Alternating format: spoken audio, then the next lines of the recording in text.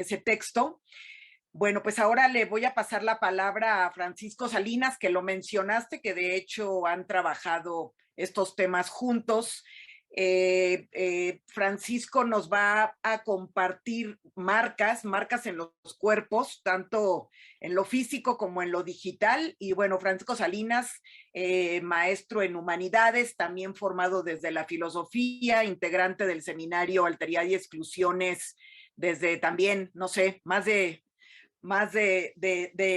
una década o una década y media. Francisco Salinas también es parte de pues del diseño y de la organización de este seminario taller o de este taller que ya tiene varios años, Perspectivas Críticas sobre Género, Ciudadanía, Derechos Humanos y Desarrollo Sostenible.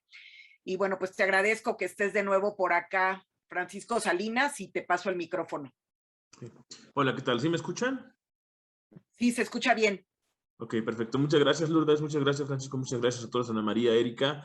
Sí, justamente tenemos este tema que tiene que ver con un poco lo que Francisco ha mencionado, que ya hemos trabajado en Trata. Me llama mucho la atención cómo, aunque está un tanto distante, convergen varios puntos en mi pensamiento, ¿no? Y justamente lo que aquí traigo no es propiamente un trabajo bien desarrollado, sino son como puntos a tratar, porque estoy como preparando un proyecto para investigación, y lo que quiero hacer es como mostrar este paso que según yo se tendría que empezar a problematizar, puesto que nos trae varias consecuencias y no y nos quedamos como a medias, ¿no? En esta como especie de resistencia a pasar nuestro discurso hacia el análisis de lo digital y pelearnos tanto por el significado de lo que es la tecnología, que al final de cuentas nos impide aventurar ciertos análisis y quedarnos en la pura discusión de qué es la tecnología.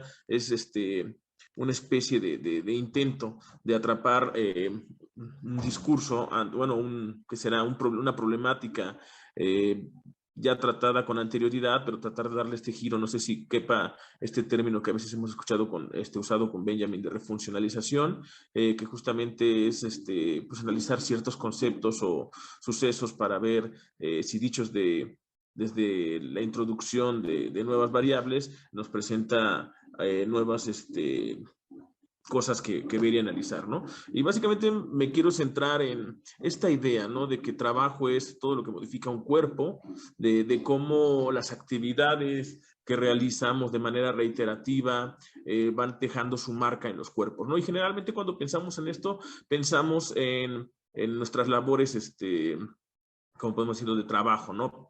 Siempre recuerdo cuando empecé a dar clases, me tocó todavía en esta época que existían estos pizarrones de GIS, ¿no? Y entonces, como en el empezar a dar clases, pues las manos se te resecaban, y no solamente eso, sino también algo pasaba en tu sistema respiratorio, ¿no? También las primeras veces que empecé a dar clases, cuando la voz no te alcanza y conforme vas dando más clases, empiezas a desarrollar esa resistencia para aventarte 6, 7 clases seguidas y todavía la voz aguanta, ¿no? Pero pues justamente lo que se está dando ahí es una modificación en los cuerpos, ¿no? Y toda actividad que hacemos tiene esa capacidad, ¿no? O sea, pensemos, por ejemplo, en un atleta que después de varios años de realizar esa actividad, no sé, un basquetbolista que se va quedando sin rodillas, sin tobillos, porque pues, justamente van deformando los cuerpos por la simple reiteración de la actividad, ¿no? En ese sentido, me gusta relacionar esta idea con este pensamiento del materialismo histórico, ¿no? Donde habla de que los cuerpos han sido determinados por las condiciones materiales de producción, ¿no? Es decir, existen los cuerpos de aquellos que poseen los medios de producción y los cuerpos desposeídos, ¿no? Que no poseen otra fuerza más que su propio físico, y que justamente son estas personas las que se ven arrojados a someterse a labores que cada vez afectan más la disposición o arriesgan más a los cuerpos, ¿no? Y justamente la otra vez leía un reportaje sobre el impacto que ha tenido el COVID en las trabajadoras sexuales. Ajá. En cómo en menos de... Aquí tengo una cita, ¿no? Dice que una asociación no gubernamental, no está aquí, Así dice, en febrero de 2020, Brigada Callejera de Apoyo a la Mujer Elisa Martínez, ACE, una asociación no gubernamental que apoya a las trabajadoras sexuales, llevó a cabo un censo en el que se contaron 7.700 mujeres dedicadas a esta actividad en el centro de la Ciudad de México. 6 meses después, esta cifra casi se había duplicado, ¿vale? Entonces son cifras impresionantes, ¿no? Cómo el COVID nos afecta a todos, pero especialmente hay ciertos grupos por ser vulnerables que impacta de manera brutal, ¿no? Si uno sigue viendo los datos, encontramos cosas como que el 40% de esa cantidad duplicada son personas que por primera vez se exponen a realizar este trabajo sexual, que muchas eran personas que ya se habían retirado y por la necesidad, hay un caso de una mujer que dice que ya lo había dejado, que estaba trabajando en otra actividad, pero que su hijo que le ayudaba a mantener la casa se lastima y entonces ella se ve obligada a regresar a esta labor, ¿no? Y no solamente es que regresen a una labor tan vulnerable y a la cual están condenadas en general ciertas personas, sino que también al ir a realizar esa labor se arriesgan pues al contagio del COVID, ¿no? Porque pues justamente es una actividad que requiere el contacto.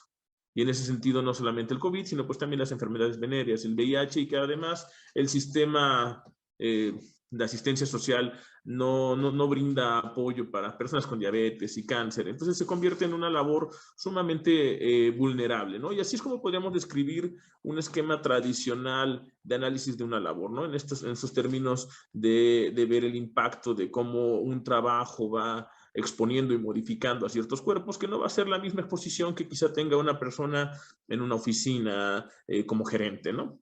No sé, nada más es una forma de tratar de matizar cómo hay cuerpos más vulnerables, ¿no? Y en ese sentido, me gusta retomar a una autora que hemos revisado aquí en este taller que vimos hace, pues, creo que antes de que empezara la pandemia, que es Silvia Federici. Y ella nos dice que esto no es casualidad, ¿no? Que justamente las marcas del capitalismo en cierta forma tienen que ver con haber vuelto vulnerable la figura de la mujer, o el rol de la mujer, ¿no? Y ella describe que que esto se da en 3 pasos, básicamente. El primero sería el del desarrollo de una nueva división sexual del trabajo, que somete al trabajo femenino y la función reproductiva de las mujeres a la reproducción de la fuerza de trabajo. 2, la construcción de un nuevo orden patriarcal basado en la exclusión de las mujeres del trabajo asalariado y su subordinación a los hombres. Y por último, la mecanización del cuerpo proletariado y su transformación, en el caso de las mujeres, en una máquina de producción de nuevos trabajadores, ¿no? Limitándola a su función sexual.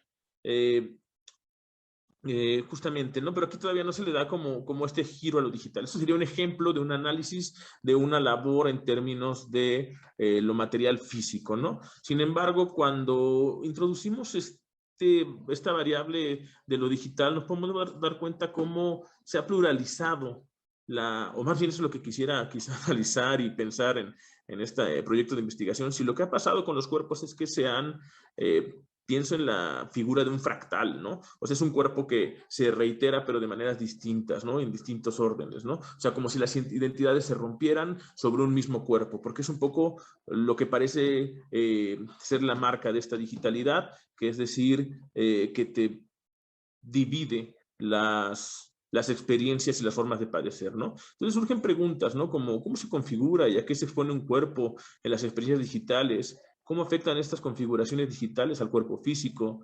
¿Qué relaciones entre cuerpos se dan debido a las mediaciones digitales? ¿Cómo dislocan la cotidianidad de experiencias a lo posthumano, pensando en que justamente estas experiencias digitales a veces permiten hacer cosas que un ser humano no puede hacer normalmente, ¿no? Y quisiera poner nada más como a modo de cierre, 3 experiencias que permiten lo digital, y sobre todo una relacionada con el tema anterior, para tratar de hacer una especie de liga entre lo que puede ser este campo de análisis, ¿no? Lo primero sería el papel que juega lo digital y la experiencia, pensando, por ejemplo, yo también soy profesor, ¿no? En una secundaria, y todo el tiempo tenemos que andarnos cuidando de la experiencia del bullying, ¿no? Y el bullying, pues como todos sabemos, es de estar molestando a una persona, fastidiando, y en la experiencia a la que estamos acostumbrados, pues es en el aula, cuando los maestros se descuidan o cuando los maestros omiten lo que está pasando, y es ahí donde ves este acoso escolar reiterativo, ¿no? Pero si le ponemos el componente digital, vemos que el espacio pierde ubicuidad y se va a lo que son las redes sociales o al espacio digital, ¿no? Y entonces tenemos justamente este acoso digital en el cual nos ha pasado, hemos tenido experiencias pues, muy difíciles, ¿no? De gente que no soporta, de gente que se suicida, de gente que ha perdido el trabajo porque han visibilizado cosas que ellos no querían que supieran. Entonces, a lo mejor habría que hacer ese análisis de cómo estas redes estas redes sociales están permitiendo que este tipo de situaciones muestren potencias que antes no, ¿no? Otro ejemplo es pienso en los videojuegos. En los videojuegos hay como estadísticas interesantes al respecto, ¿no? Hay una estadística que dice que la mayoría de las mujeres que juegan videojuegos utilizan un nombre, o sea, ponen en su identidad, cuando crean su identidad, prefieren poner que son hombres y se ponen un nombre de hombre, porque si no se someten o más bien se exponen a ser totalmente acosadas, a que cualquier persona les hable y les proponga cosas, y entonces ellas automáticamente optan por negar esa existencia digital como mujer. Ajá. Justamente, ¿por qué? Porque estas formas de acoso que te permite el estar detrás de una pantalla con un videojuego de por medio, al mismo tiempo como que permiten mostrar formas de acoso que a lo mejor ni siquiera hemos pensado cuando hablamos de, de una situación de acoso, ¿no? Habría que repensar, ¿no? O sea, realmente creo que lo que nos hace falta ahí son herramientas. Y el último es un caso que también leí hace poco en un artículo que hablaba de la situación de la pornografía en la industria, que sea como lo mainstream, ¿no? Que a raíz del COVID y de las medidas sanitarias se limitó mucho la actividad de las grandes productoras. Y entonces muchos de los actores, actrices que pues dependían de esa forma de trabajo, encontraron un hueco ahí entre legal y experiencial, que son páginas como estos sitios llamados OnlyFans. Estos sitios lo que hacen es que tú transmitas algo, no necesariamente tiene que ser contenido para adultos, sino puede ser cualquier contenido, y la gente te paga eh, por, por, por verte. Y entonces muchas de estas actrices lograron, o actores, lograron un espacio de autoempleo en el cual ya no estaban sometidos a los designios de las grandes de las grandes productoras, ¿no? Y justamente el artículo hablaba de eso, de que era como la muerte de esta industria, pero poco tiempo después encontré que entre las medidas que se han impuesto para sitios como OnlyFans, que estaban justamente habitando esos espacios legales, es que se va a prohibir el contenido explícito, como si condenaran a todo este nicho de personas que realizan este tipo de actividades a solamente poder realizar sus actividades en las grandes productoras. ¿Sale? Otra vez sometiendo los cuerpos a los designios del capitalismo. Y solamente es esto, ¿no? Estoy como empezando a aventurar algunas nociones que me gustaría pensar con más detenimiento. Y eso sería todo por mi parte. Muchas gracias. No, pues gracias, Francisco Salinas. Pues bueno, dice solamente es esto, pero pusiste sobre la mesa, yo creo que una docena de temas, ¿no? O sea, aunado a la interseccionalidad y a la simultaneidad de opresiones que nos expone Circe desde el pensamiento del sur, ¿no? Del sur global. El fenómeno de la trata, ¿no? Como una tecnología de la experiencia, pero bueno, tú sumaste esta parte digital, la vulnerabilización de los cuerpos, el trabajo sexual y con todas sus problemáticas, lo nombraste labor, lo nombraste oficio, pero por otro lado, creo que pones también en el centro algo que han llamado algunas estudiosas la feminización de la sobrevivencia en esta época, sobre todo de contingencia sanitaria tan compleja. Y bueno, por otro lado, pues la división sexual del trabajo, esta parte fractal, esta fragmentación del cuerpo aunado a problematizarlo desde lo digital, ¿no? Y lo digital que nos lleva a pensar en formas punitivas que han ido avanzando de violencia digital, la ley Olimpia y estas cuestiones, pues de ver de qué manera se detiene el daño a la intimidad sexual, como le llama la ley, ¿no? Son delitos contra la intimidad, contra la intimidad sexual. Entonces, bueno, creo que pones sobre la mesa muchos otros problemas que hay que pensar desde este tema que estamos proponiendo hoy, experiencia, memoria de la experiencia, cuerpo y tecnología.